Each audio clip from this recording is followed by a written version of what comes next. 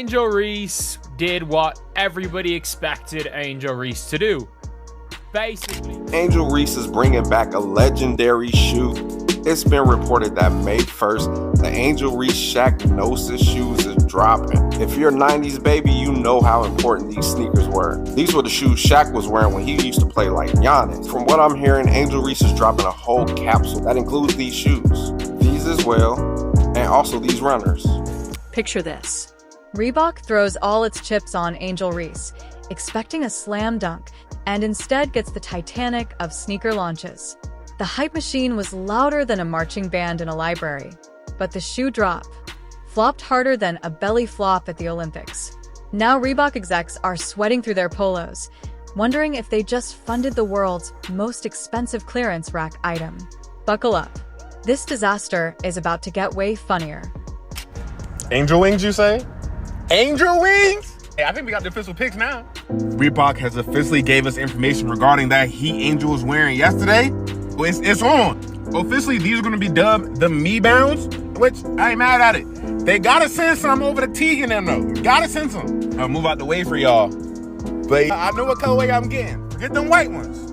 I need me 2 pairs of these. One for me, one for my little sister. Got to make sure she clean on the court. Let's go ahead and get y'all another image. I'm going to get out the way so I can get y'all screenshots in. But the word on the street is that upper is based off of angel wings. That makes this shoe 10 times much. Claim. Reebok thought they struck gold.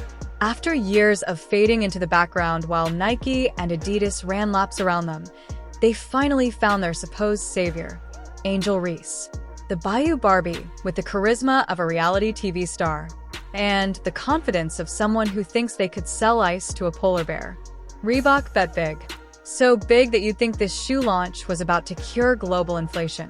The marketing campaign had more drama than a telnola. Gotta give some love to the W, baby.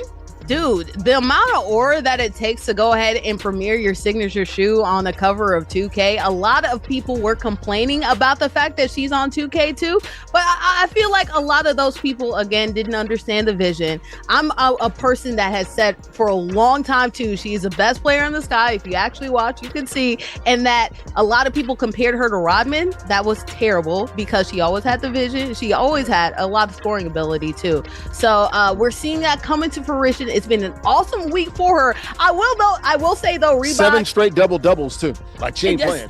Every commercial, every billboard, every staged. This changes everything. Instagram posts screamed that this wasn't just a shoe. It was a revolution, a sneaker apocalypse, a cultural reset. But here's the thing about revolutions.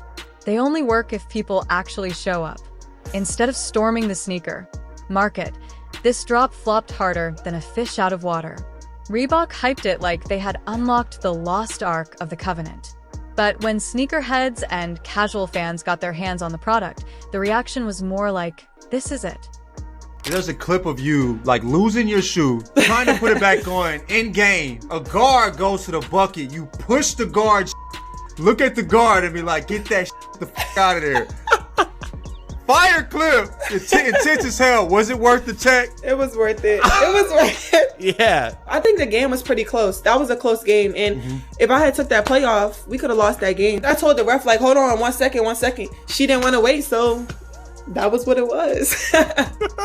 Hey, your 90s idols would have been very proud of that play. The shoes looked less like a sleek, game-changing performance sneaker and more like something you'd find on clearance in the back of a discount sporting goods store, right next to the dusty rack of last season's Crocs. Reviews came in hotter than a jalapeno in July, but not in the way Reebok hoped. Complaints about comfort, style, and price spread like wildfire. Memes were everywhere. People joked the shoes weren't made for the court. They were made for punishment drills. Well, there we have it. Someone went ahead and leaked the Angel Reese wines. They getting fired. Yeah, they reeked them. Some boy named Kenneth leaked them. That's his name. Some boy named Kenneth. But I must say, they look a lot like the Reebok Engine Ace, which I understand. She tested bad boys out for years. I want this for that shoe. I like it. But nah, these hard. When she said that she want her shoes worn with jeans, she want them worn like everybody wear Jordans. I was like, okay, in my brain, the white was not going to work. The white and black was not going to work. The purple black was not going to work. But the pink ones, this might work. I can see everybody throwing some baggy cargos with this. 4 quarter length cargos. And the timing horrendous. In a sneaker market that thrives on credibility, performance, and clout, Reebok threw their entire reputation into one basket and discovered that the basket had a massive hole at the bottom. Instead of being the next Air Jordan moment, it turned into the next cautionary tale of corporate desperation. This wasn't just a small stumble, it was an embarrassing faceplant. Reebok executives had to watch as the product they thought would carry the brand into a new era was instead turned into meme fuel. You could almost hear the sound of panicked breathing from the boardroom, as if someone had just realized they mortgaged their future on a PowerPoint slide that said, "Jens loves Angel Ree." But let's be fair for a second. Reebok didn't pick Angel Ree out of nowhere. They weren't wrong about her star power. They were just catastrophically wrong about thinking star power alone sells sneakers. Because when sneakerheads line up for a new release, they're not just buying personality. They're buying history, credibility, performance. They're buying into a culture that demands more than just flashy marketing slogans. And that's where Reebok stumbled into quicksand. Speaking of Angel Reese, today we're reviewing the Reebok Engine A, the same version that we first saw Angel Reese play in. These released on February 13th for a retail price of $120 US. This ERS technology, or energy return system, felt like a great support system to play in. They're super plush on foot, and honestly, no disrespect to Reebok, but I was pleasantly surprised at how bouncy the cushioning was. Dark gray, translucent rubber here on the outsole. I appreciate that it's a little bit sticky when you first dig your fingers into it. The rollout was pure chaos disguised as hype. Flashy ads, over-the-top Instagram campaigns, endorsements from influencers who probably didn't know the difference between a free throw and a layup. Everything screamed artificial. Everything screamed boardroom decision. And the fans, they saw right through it. Instead of excitement, people were mocking the shoe before it even had a chance to find footing, literally. Some said the design looked like it was pulled out of a time capsule from 2007. Others swore the shoe looked like something you'd get with a 2-for-1 coupon at Polly's. The supposed game-changing design didn't inspire awe, it inspired laughter. Their last big hit was Allen Iverson in the early 2000s. And while those shoes were iconic, nostalgia alone doesn't sell a $150 sneaker in 2025. By the time the shoes actually hit stores, the so-called revolution had already been written off as a joke. Instead of selling out in minutes, pairs were sitting on shelves quietly gathering dust while sneaker blogs gleefully wrote headlines about Reebok's latest misfire. What was supposed to be a bold comeback turned into a comedy of errors. The kind of mistake that makes business schools create entire case studies titled, "How Not to Relaunch a Brand." Load of this. Angel, I rock with you. But Angel Reese, she talking about something. Just like how they wear Jordans everywhere, I want people to wear the Angel Reese ones everywhere. Oh, I don't know if you're wearing them everywhere. But she also said Reebok is back. People are going to be wearing Reebok everywhere. Niggas going to be wearing Reebok. But them Angel Reese ones, off the court, I don't know. I get it. These is valid on court. They look good. They do. Them Angel Reese ones, I can't call them AR ones. I can't disrespect Arthur Reeves. The Angel Reese ones do look valid, bro. The Angel Reese design is cool. But I don't know how they're going to go with some jeans. The panic set in fast. Executives who thought they'd be popping champagne were instead chugging Pepto-Bismol. Marketing teams who bragged about next-level consumer engagement were now desperately searching for ways to explain away the disaster. The disconnect between the hype they created and the reality of consumer rejection was so wide you could drive a semi-truck through it. Reebok wanted to make headlines, and they did, but not the kind they wanted. Instead of Reebok revolutionize a sneaker game, they got Reebok suffers embarrassing flop after betting big on Angel Ree. The internet smelled blood. And in 2025, once the memes start rolling, there's no coming back.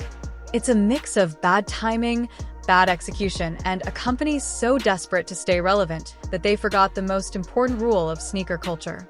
You can't fake authenticity. And that right there is where the story gets even funnier. Because the more you peel back the layers of this disaster, the more obvious it becomes that Reebok never really understood the market they were trying to conquer. The funny part about sneaker culture is that it's brutal in ways even Wall Street wouldn't understand. Black and White Sports Supporters. Well, in case you do not know, the unrivaled 3x3 Women's Basketball League starts today, and I know so many of you are just really fired up and excited. The return of Angel Reese to a basketball court. You know, I was looking at the schedule. The whole broadcast is an hour long. Is that what I'm supposed to take out of this schedule? I don't get it. They're going to play the whole game, the whole broadcast, the whole 9 yards, because they got back-to-back games literally starting an hour apart on the same network. Stocks can crash, but at least you'll find someone to buy at the bottom. Sneakers.